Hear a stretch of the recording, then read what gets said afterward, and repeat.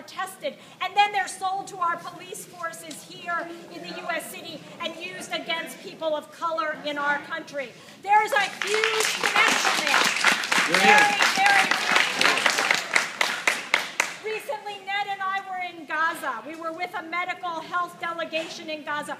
We saw neighborhoods leveled. You could say Dresden, you could say Hiroshima, you could say broken lives and families of wonderful, resilient human beings, like all of us, killed by U.S. dollars, U.S. money going to Israel to perpetuate the biggest injustice you can imagine.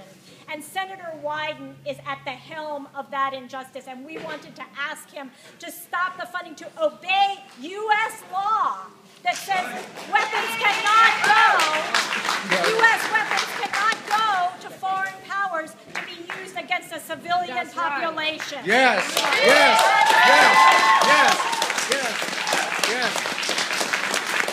So we're here. Our issue is that, but we have so many issues, and we are here so in solidarity with Black Lives Matters. That is the issue we needed to hear today, and thank you for bringing it to the front. Thank you. All right.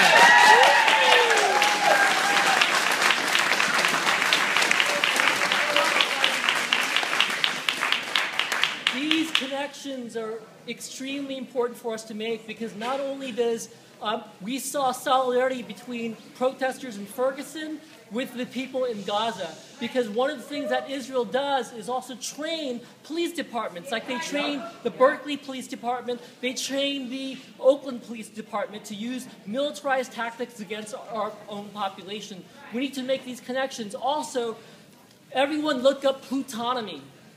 This is an inequality that Fast Track is all about, that TPP is all about. Plutonomy was a secret report that Citigroup came out with, I forget, in the 90s, that basically talked about the inequality that's growing in the world, the wealth inequality that happens all over the world, and one of the things that fuels that inequality is globalization and these kind of trade agreements that give power to corporations and hurt workers and people. So we need to, this is an opportunity for us to make these connections, because this whole process is fucked. We have sent the message out and we've defeated Fast Track before, but Wyden and Congress doesn't listen to that. Right. This is a dog and pony show. The important message for us is to unite together and link up these causes and say, fuck you.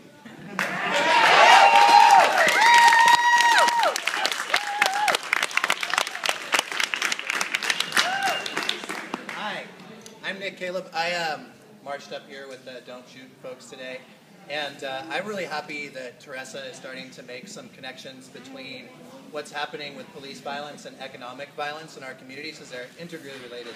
And so people have seen the 15 signs, and I was outside, so I don't know the extent to which this has been talked about, probably a little bit already. But there are other issues that are connected with this systemically in our city. I personally don't think that we're going to get anything from Wyden for anything really progressive. And that's right, basically just to tell us that the Republicans are going to stop us from doing anything progressive is how I see these town halls most of the time. But in our communities locally, we have county and city government that actually can play a huge role in people's lives, and the state as kind of like an outside chance. Right now we're experiencing tremendous, high-paced, like 21st century gentrification in the city of Portland, with all sorts of people wanting to move into this area very, very quickly, and all sorts of